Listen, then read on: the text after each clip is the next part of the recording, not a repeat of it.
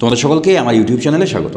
আজকে তোমাদের সামনে আমি আলোচনা করছি 444 নম্বর পেজে যে ইতিহাসের সেটটা রয়েছে সেই সেটটা নিয়ে। প্রথম প্রশ্ন কী বলেছে, পণ্ডিত বিরজু মহারাজ যুক্ত ছিলেন কিসের সঙ্গে? এটা কিন্তু নৃত্যের সঙ্গে।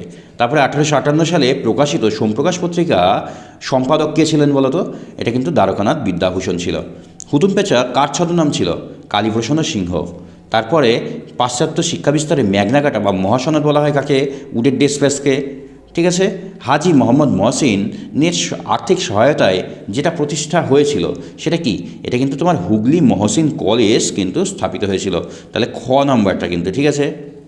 প্রথম ভারতীয় অরণ্য আইন পাশ হয়েছিল 1865 সালে, আর তারপরে দ্বিতীয়টা কিন্তু 1878 সালে। ভিল বিদ্রোহ সংগঠিত হয়, ভিল বিদ্রোহ ভারতের কোন রাজ্যে দেখা দিয়েছিল? ভিলরা কোথায় বসবাস করতো? মহারাষ্ট্র আর গুজরাট অঞ্চলে, তাই মহারাষ্ট্রে এটা হচ্ছে আমাদের। এইবার 1857 খ্রিস্টাব্দে বিদ্রোহকে সামন্ততন্ত্রের মৃত্যুকালীন আর্তনাদ বলে উল্লেখ করেছেন কে? এটা রমেশচন্দ্র মজুমদার। পুনা সার্বজনীন সভা এর প্রতিষ্ঠাতা কে ছিলেন বলতো? এমজি রঙ্গ।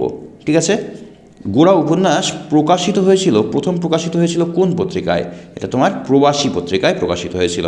এই যে ক নম্বরটা কিন্তু আমাদের উত্তর। Indian association for the cultivation of science, এটা গবেষণা করে 1930 সালে যে নোবেল প্রাইজ পেয়েছিল কোন বিজ্ঞানী বলতো? সিভি রমন হবে। ঠিক আছে, বেঙ্গল টেকনিক্যাল ইনস্টিটিউশন প্রতিষ্ঠায় অগ্রণী ভূমিকা নিয়েছিলেন কে? এটা কিন্তু তোমার তারেকনাথ পালিত। অবিভক্ত বাংলায় কৃষক প্রজাপার্টি প্রধান কে ছিলেন? এটা তোমার কে ফজলুল হক। ঠিক আছে, এই যে ক নম্বরটা।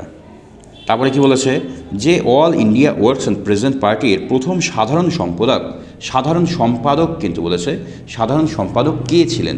এটা RS নিমকার।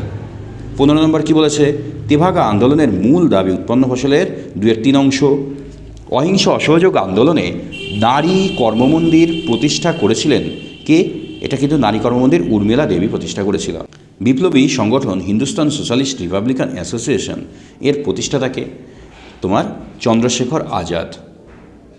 ভাইকম সত্যাগ্রহ কার নেতৃত্বে হয়েছিল? এটা কিন্তু তোমার নারায়ণ গুরুর নেতৃত্বে ভাইকম সত্যাগ্রহ হয়।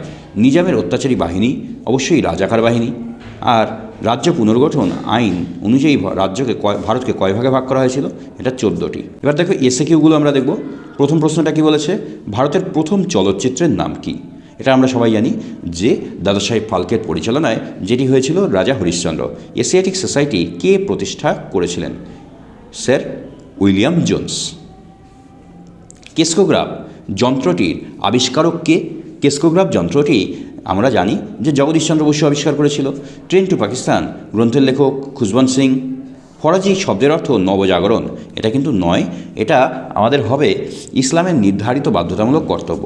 অ্যালান অক্টেভিয়ান হিউম হলেন জাতীয় কংগ্রেসের প্রতিষ্ঠাতা। ঠিক না ভুল? এটা কিন্তু তোমার ঠিক। স্বামী সহজানন্দ হলেন সর্বভারতীয় কৃষক আন্দোলনের নেতা ছিলেন। ঠিক না ভুল? এটা আমাদের ঠিক। আর বিপ্লবী বিনয় বসু দিল্লির আইনসভায় বোমা নিক্ষেপ করেছিলেন। এটা আমাদের কিন্তু ভুল। এবার মেলানোগুলো দেখি। কেশবচন্দ্র সেন কী নামে পরিচিত ছিলেন? ব্রহ্মানন্দ। সত্যেন্দ্রনাথ ঠাকুর জাতীয় শিক্ষা পরিষদ। মজনু শাহ কোনটা হয় বলতো? সন্ন্যাসী ফকির বিদ্রোহ। লক্ষ্মী সাইকেল আজাদ হিন্দ ফৌজ। এবার আমরা বিবৃতিগুলো দেখব। নববঙ্গ আন্দোলন জনপ্রিয় হয়নি, আসলে কেন জনপ্রিয় হয়নি?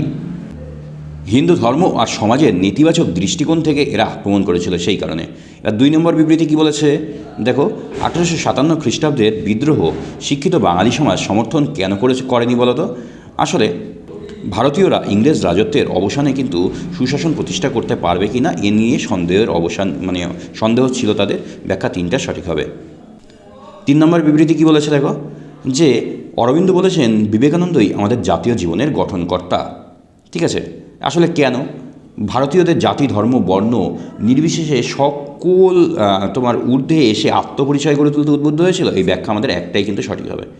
বিবৃতি 4টা কী বলেছে, যে বাংলার গ্রামাঞ্চলে বঙ্গভঙ্গ বিরোধী আন্দোলন শক্তিশালী হয়ে উঠতে পারেনি।